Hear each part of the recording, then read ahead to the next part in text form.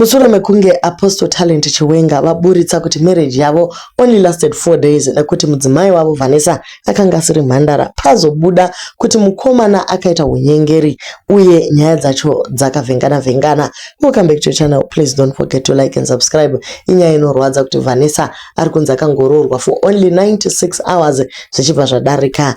Uye nyaya yacho iri kuratidza kuti Apostle vakatumira vamwe vanhu kunovaroorera mudzimai vakaregedza kuudza vabereki vemusikana information yekuti ndivo vaida mudzimai. Zvinova zvakaita kuti pasha ikuitiro blessing inobva kuvabereki kumusikana anga asiri mhandara seizve nekuti kwakashandiswa mabhuku echeche ekutarira kuti munhu imhandara uye madzimai echeche akaenda kunoverengedza nyaya iyi vachibva vatarisa zvakare kuti musikana wemhandara ndokubva vakonfirma kuna Apostle.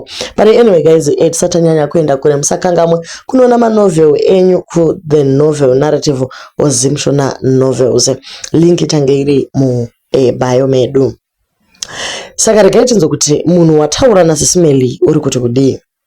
Muna April 2023 amai Erida Jeremiah panoti vakavingwa naApostle Chiwenga vachiti vaende kubhuku remhandara vavatsvakire musikana wekuroora ikoko.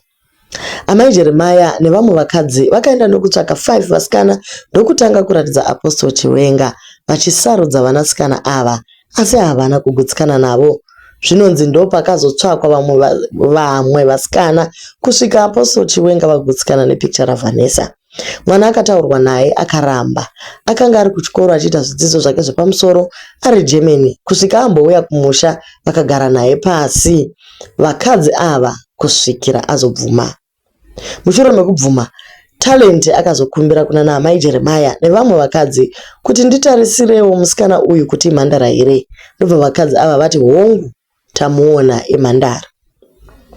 Vachiwenga vanonzi vakaronga dhiri havana kuda kuti vabereki vemusikana uyu vazive kuti Chiwenga ndiye ari kudana nemwana wavo, nekuti vaiti vabereki ava vakazviziva havaimbobvuma kuti mwana wavo aroorwe neni.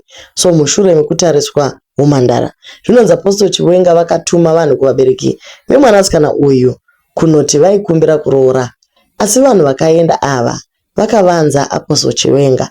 Pakashandiswa mukomana anonzi Philip uyo ari kuDubai. Ndiye akaenda nezita rekunzi aida kuroora Vanessa mumwedzi waApril 2023. Baba vaVanessa vanonzi vakaramba. Zuva rakasvika ravakazobvuma uye pakarongwa 16 December 2023. Mukomana uyu Brethren Philip akanzi iye ndiwe mukwasha anga abva Dubai, akanzi naChiwenga ndiwo wataisa ipapo vatezvara vafaniri kuziva kuti mukadzi ndewangu. Vakwasha vakaenda havo vakanobvisa roora vakapedza.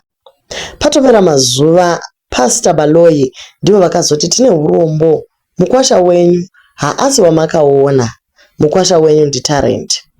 Izvo zvinonzi zvakashamisa baba namai Vanessa, asi yekuita vakanga vasina, vakangopopota zvavo vachiti mwana wangu azviisireiko mumuromo meshumba zvakadaro.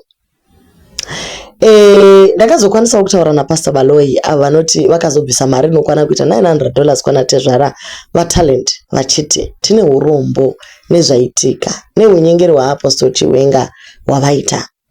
Pakamboita kusawirana pakati pemhuri mbiri idzi, saka muchiona kuti munhu akaroorwa musi wa16 December akazoenda kuna Talent musi wa26 December.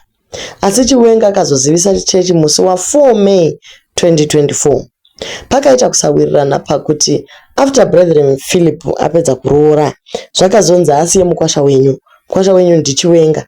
Saka muchiona pamhemberero yakaitwa kuJoburg 4 May hapana hama yemukadzi yaivepo. Zvanga zvatovashamisawo kunzwa kuti mukwasha ndiChiwenga haasi Philip. Apostle Chiwenga vakazogara naVanessa kwenguva yakareba kubva December 2023 kusvika May 2024, izvo zvisiri kuzikamwa nevakawanda. Mamwe mashoko awo ari kubva kuna amai Jeremiah ava vanoti vaivapo kubva pakunyengwa kwemusikana nekuongororwa umhandara uye pamarooro emusikana. Uye ndakazokwanisa kutaura naBrethren Philip uyo ari kuDubai achireurura kuti chokwadi ndakashandiswa navaChiwenga kunoitawo unyengeri ndichinomira semurume waVanessa pamberi pababa namai vake semukwasha wavo, asi ndichiziva kuti kune munhu waMwari kuseri kwangu. Philip ari kuti dai baba namai vaVanessa vamuregererawo panyaya iyi akakanganisa. So ndo nyaya yatiinayo iyi guys, kuti Apostle Chiwenga vakatumira mukoma Philip kuti vanovamiririra nekuti vaiziva kuti havafi vakabvumiwa kuti vaite mukwasha. Why munhu achitoziva kuti iye hakwanisi kuita husband or haastori husband material, why achishandisa kuti nekuti anoziva kuti ava maelders emuchechi vabereki vaVanessa vanoziva unongwa hwese hunoitiwa behind the scenes. That is why vairamba kuti mwana wavo apinde pana Chiwenga. Is it true kuti Vanessa akanga asiri mhandara, kana kuti Vanessa pane zvaakaona zvaakabata zvaiitiwa naChiwenga? Chiwenga akabva angoti justification yekuti ndinzi ndaramba Vanessa inyaya yekuti haasi mhandara. Anogokonewa sei kuita mhandara? Iye akanyorwa mubhuku remhandara akandochekwa nana amai Jeremiah kuti ana amai Jeremiah vakacheka musikana here. Musikana ndokubva azoenda akandowana vakambomupinda between April na December waari kunzi akazondogara nomurume.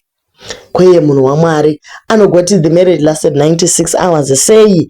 Ipo pachitaurwa kuti kubva December kusvika May vanhu vaigara zvose. Chimwe chinonetsa ndechekuti Apostle Chiwenga vanozviti ndiamai, zvino madzimai mairi anogona here kuzogarisana mumba imwe chete?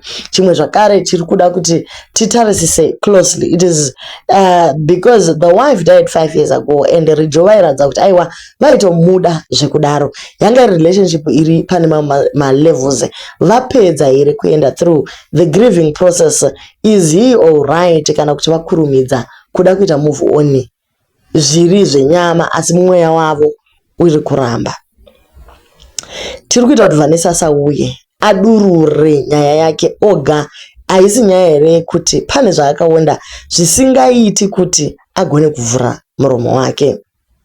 Vamwe vari kuti ivo, we don't think she will ever come to public unless aine zvivindi. Remember, social media sometimes is too toxic, especially kune vane moyo nepfungwa dzinenge dziri wiki. Munhu achiri kutorwadziwa kuti munhu anozviti munhu waMwari akamushandisa ndokumusiya. Kana vabereki vakaudzwa zvaChiwenga, even after lobola payment, they had the right to return the money and protect their own child. VaChiwenga mhandara vanoedi yuko ivo vakamboroora. Kavarege kupedzera hanzvadzi dzedu mhandara idzi. Vamwe vateveri vaChiwenga vari kuti bedweka inga nyaya iri pachena, kureva kuti Chiwenga haana kubvira anyepera Vanessa panyaya yeumhandara. Vanessa ndiye akatonyepera Apostle achiti mhandara, uye ivo amai Jeremiah vakanyepawo kuti musikana yemhandara vakatengwa. Havana kuziva kuti talent haasi wekuzonyara ozongoti harega ndigare naye bodo.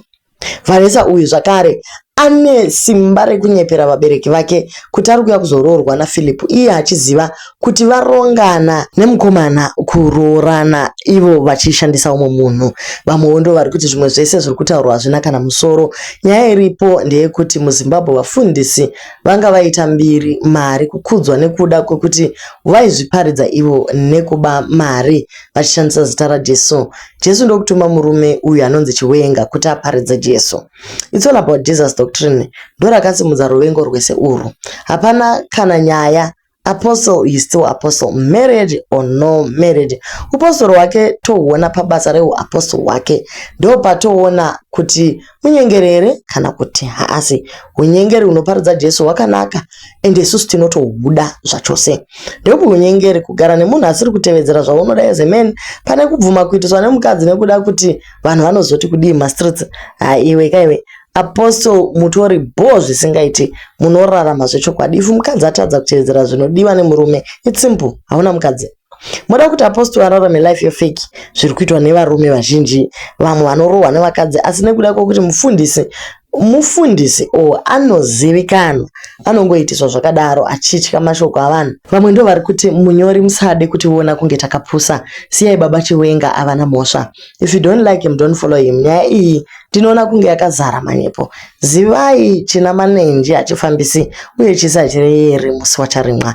Ini ndoshaya kuti kutsumo dzakawanda kudai hadzisi kuexplain anything, but anyway guys, vamwe vari kuti musikana ari kuGermany ari kuuniversity obva aita mhandara aiwata ramba hakuna mhandara dziri kuyunivhesiti. Imika ameno ndimi makaenda kuyunivhesiti munozviziva, kwaisu tozvizivirepi? Thank you guys so much for watching and tichakupai part 2 yeunyengeri hwamufundisi kusvikira tasvika pakuti Vanessa maybe achagather courage agotaura kuti chii chaakaona kwaChiwenga chakaita kuti atize zvake kana kuti arambiwe. Zvakaoma.